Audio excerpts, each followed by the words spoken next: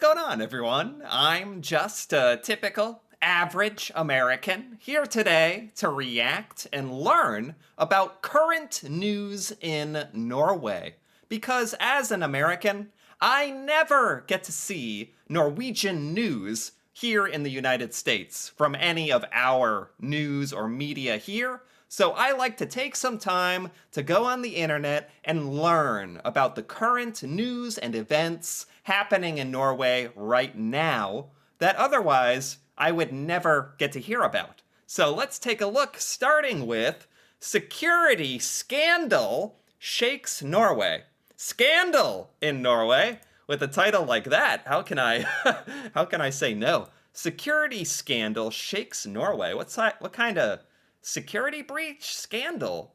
The leader of Norway's National Security Authority has already quit. The leader of Norway's national security quit. And now the future of Norway's justice minister is in question after the two of them have landed in conflict over an illegal loan taken up by NSM that is costing 200 million NOK krone. What? See, this is the kind of stuff I would just never hear about. Is this some kind of corruption, or this is definitely scandalous? The Norway's justice minister and national security took an illegal loan costing 200 million. Some legal experts don't think Justice Minister Emily Enger Mehl will survive this latest scandal. So they took out a loan. I'm not exactly sure what they did, but it sounds bad. Justice Minister and former leader of Norway's national security were all smiles when they visited NSM earlier this year. So these are the two in question right here, in positions of pretty substantial power and trust within Norway. I mean, it's the national security and justice minister. Oh my God. I understand very well that the parliament may want to launch a vote of no confidence over this. And I wonder if she'll still be justice minister in a few months.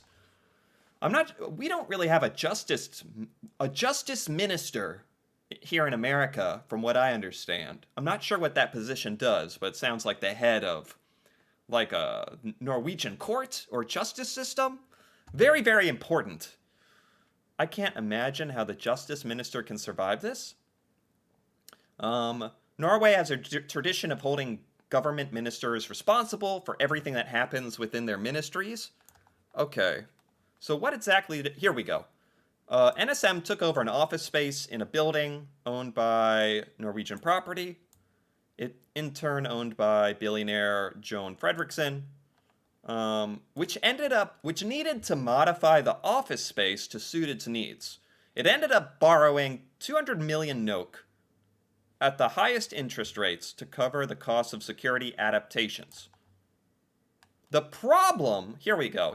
Maybe this is going to explain what the issue is. Norway's constitution forbids any borrowing by state ministries or agencies on the grounds that all funding must come from budget allocations approved by Parliament. There we go. So the Justice Minister of Norway and the National Security Authority, they approved a 200 million NOK loan to update some of their offices? This just seems like willing incompetence, like the willful ignorance. They had to have known that's not how you do it. You can't just take out a $200 million loan, 200 million NOK loan, without going through the proper procedures. That's not as scandalous as I thought. I thought this is just I thought they stole the money somehow and put it in their own bank account. They just took out a loan illegally for the ministry. So that was a very silly thing to do. Interesting. That was a little more complicated than I thought it would be. Very interesting, though. Okay, what's this? Zelensky finds friends and funds in Oslo. Zelensky visited Norway. Did he? Okay, I didn't know that. Ukrainian President Zelensky has faced some disappointment from once ardent allies, but got a fresh boost of support when he landed in Oslo. Ah, he won't be going home empty handed after a week of risky intercontinental travel. Oh, yeah, there he is, visiting Norway.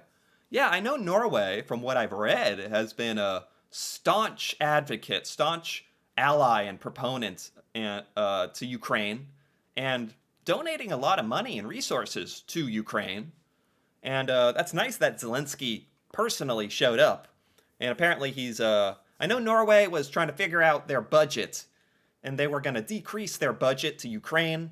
And now Zelensky's showing up, probably asking for continued support.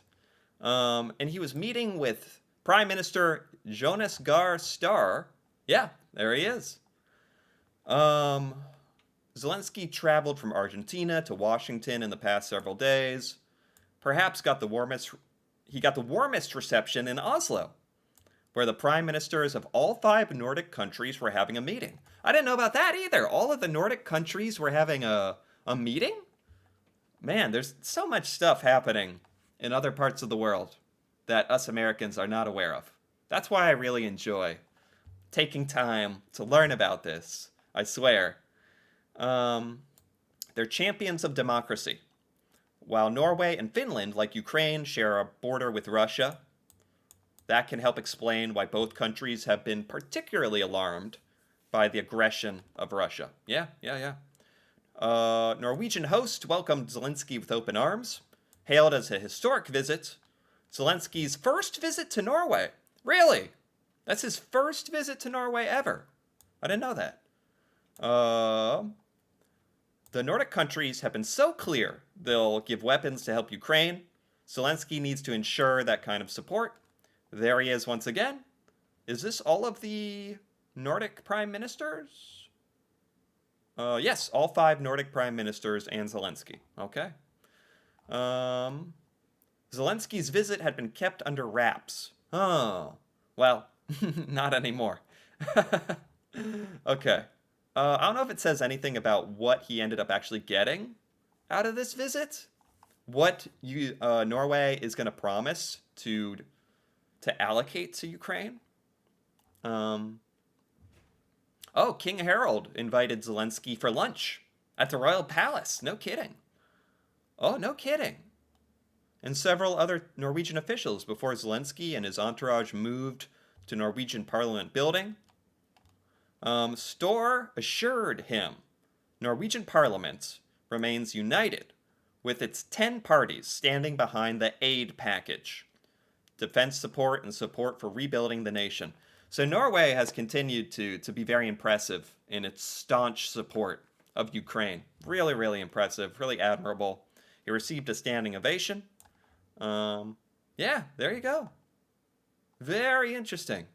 This doesn't shock me. I know that the relationship between Ukraine and Norway has been quite good. And Norway's been very supportive for the war. Supportive to Ukraine. Very cool to hear about. I didn't know Zelensky was visiting Norway for the first time. Interest rates boosted again?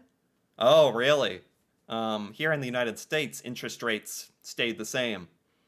So everyone's getting kind of hopeful.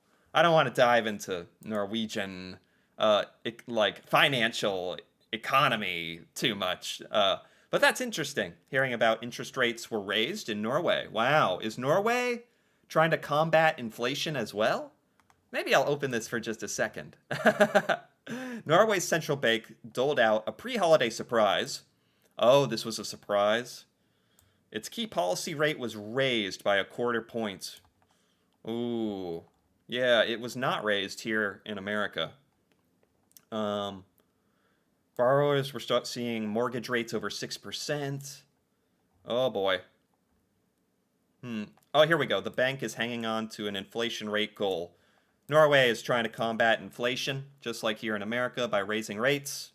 It's painful for everybody, raising rates. Here in America, we're getting kind of hopeful that they're going to start cutting rates next year, and that inflation has finally like started to come under control here in America. What else do we have? What else do we have?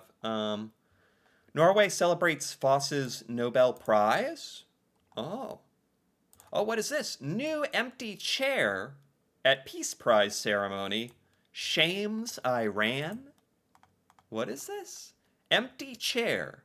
There was an empty chair. Did Iran not show up to the Nobel Prize ceremony?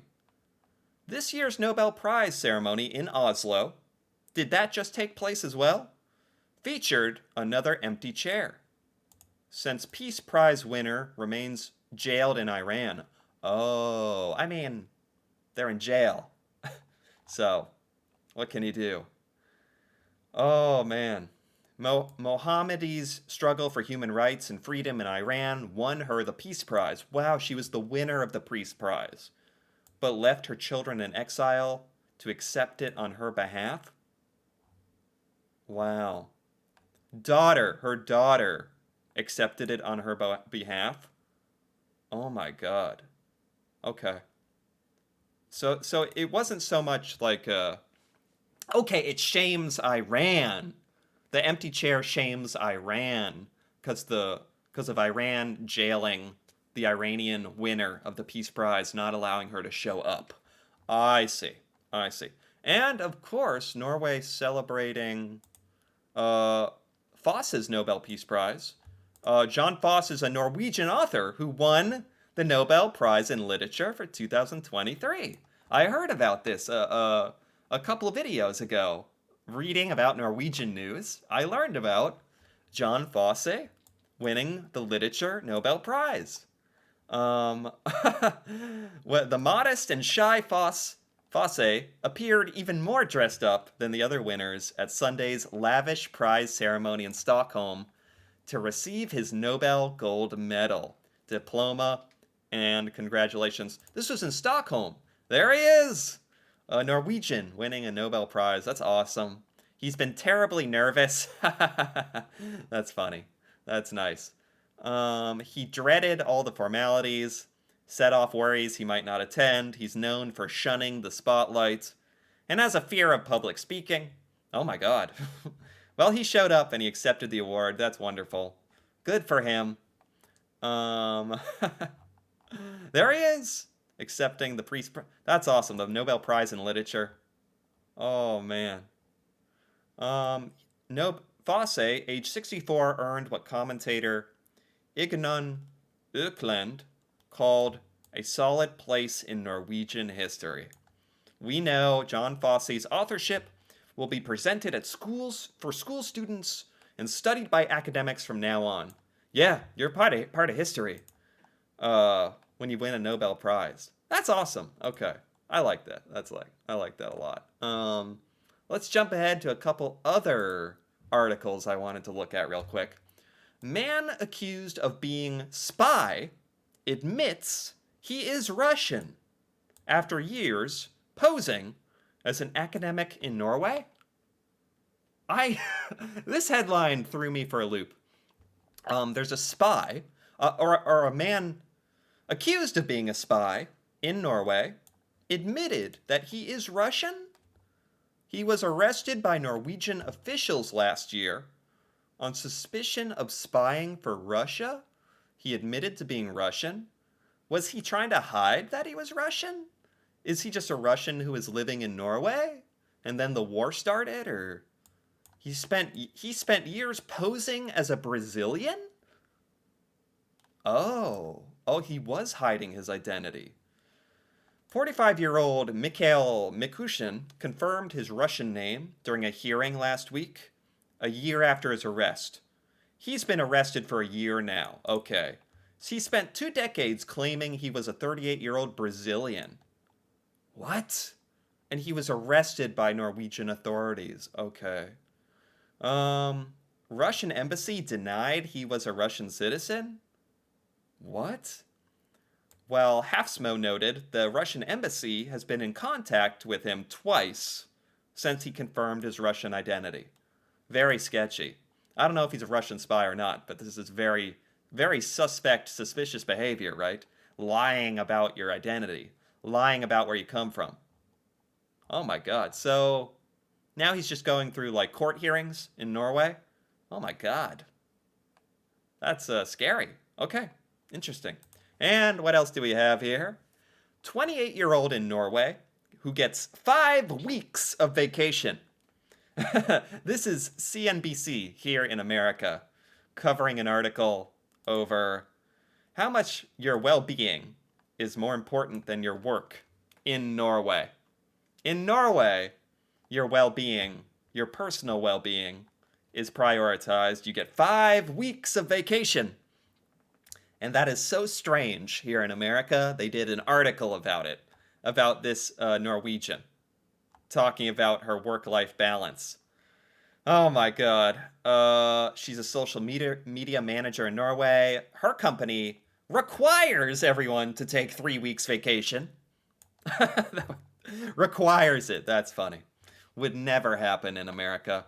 America is the only country, the only rich country with 0 laws that guarantee paid vacation time.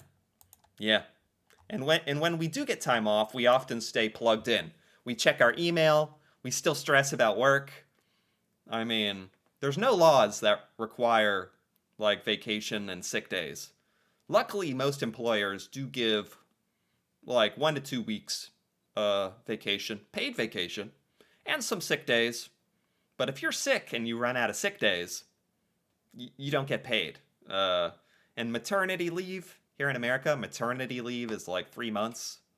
I know in other places, like in Norway, I think it's much longer than that, maybe a year, if I'm not mistaken. Oh, 65% of US employees admit to working while taking vacation. Yeah. Yeah, because the work-life balance is so off in America. I never even realized that till I started learning about Norway more. How much Norway balances a healthy lifestyle with working.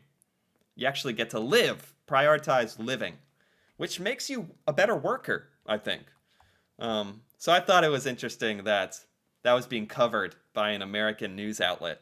The CNBC was like, Norway, you get 5 weeks of vacation. Can you believe that? And because I've been like, oh, I can't believe it. And it's true. Even this news outlet in America is like, can you get a load of this? So that was funny to see as well. But there you have it. I enjoyed this quite a bit.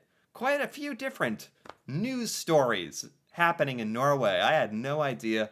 That's why I love checking in on this every now and then, just to stay up to date. There's always so much happening in Norway that I don't hear about any of it here in America, and it really emphasizes to me how little we know about what's going on in the rest of the world. So I really enjoy this quite a bit. So anyway, if you enjoyed this as well, feel free to give this video a like or leave a comment. And if you're interested in more videos like this, me reacting to Norway and Norwegian culture, feel free to subscribe for more. And until then, thanks for watching and see you next time.